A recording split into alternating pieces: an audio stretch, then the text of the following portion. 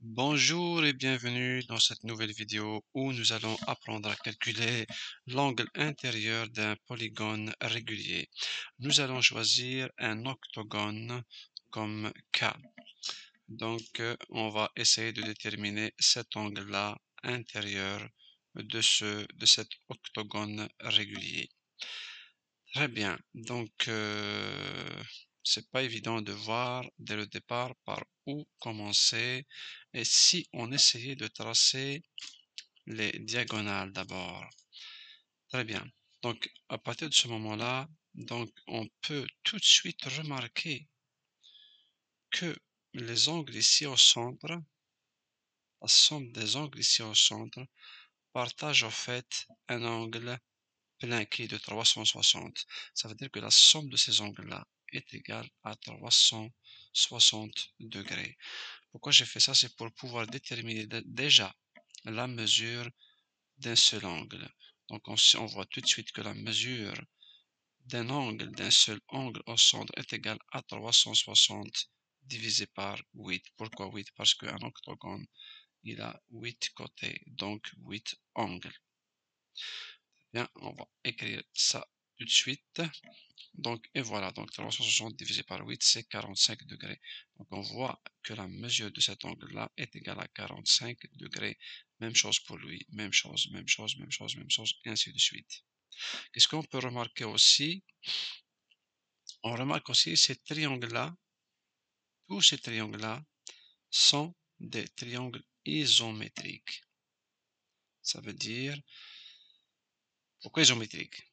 Isométriques parce que ils sont constitués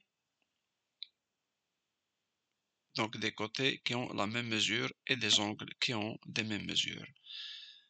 Et c'est aussi des triangles isocèles. Parce que regardez, ce côté-là et ce côté, c'est le même côté, c'est le rayon du cercle circonscrit au sommet de cet octogone. Donc on est sûr que cette mesure est égale à celle-là, parce que donc le triangle est isocèle et les côtés sont égaux bien sûr parce que c'est un polygone régulier. Donc automatiquement on a affaire à des triangles qui sont isométriques. Pourquoi je dis ça? Donc ils sont isométriques, donc les angles, leurs angles sont égaux. Ça veut dire, premièrement, le triangle est isométrique, ça veut dire cet angle est égal à cet angle.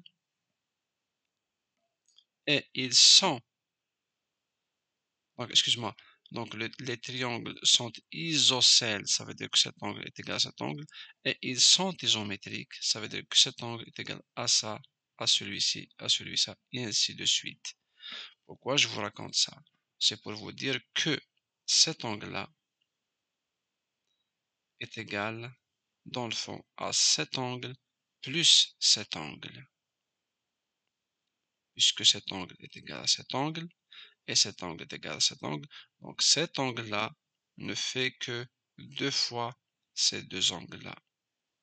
Donc en fin de compte, pour déterminer ces deux angles-là, la somme des mesures de ces deux angles-là, qui doit être égale à la mesure de l'angle qu'on cherche, il suffit de faire 180 moins cet angle, puisque la somme des angles d'un triangle sont égales à 180.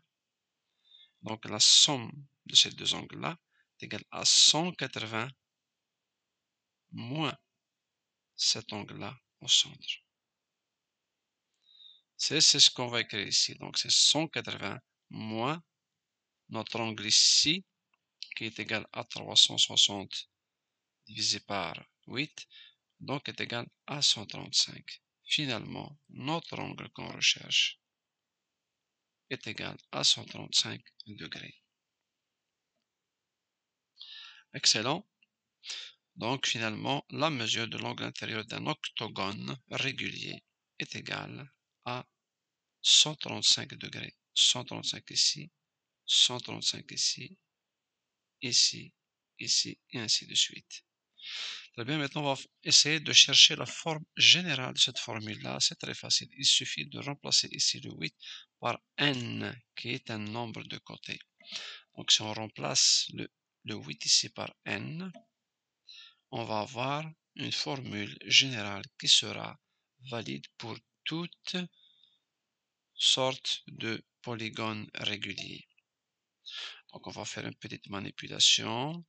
On va multiplier ici par n et on divise par n. On met en même dénominateur. Et puis on sort 180 ici en facteur. Il va rester n-2 sur n. C'est juste une formule un peu plus simple. Donc pour s'assurer de ce qu'on a fait, on va essayer d'appliquer cette formule-là sur un autre type de polygone régulier. Donc on va l'essayer sur un décagone. Donc je vous rappelle qu'un décagone, il est composé de 10 côtés. 10 côtés donc isométriques et de 10 angles aussi isométriques. Donc on va faire appel à la formule, puis on remplace ici n par 10. Et voilà 10 moins 2 sur 10 qui va nous donner un angle de 144 degrés. Et voilà, j'espère que vous avez bien compris. Je vous retrouve dans une prochaine vidéo. Je vous souhaite une très belle journée.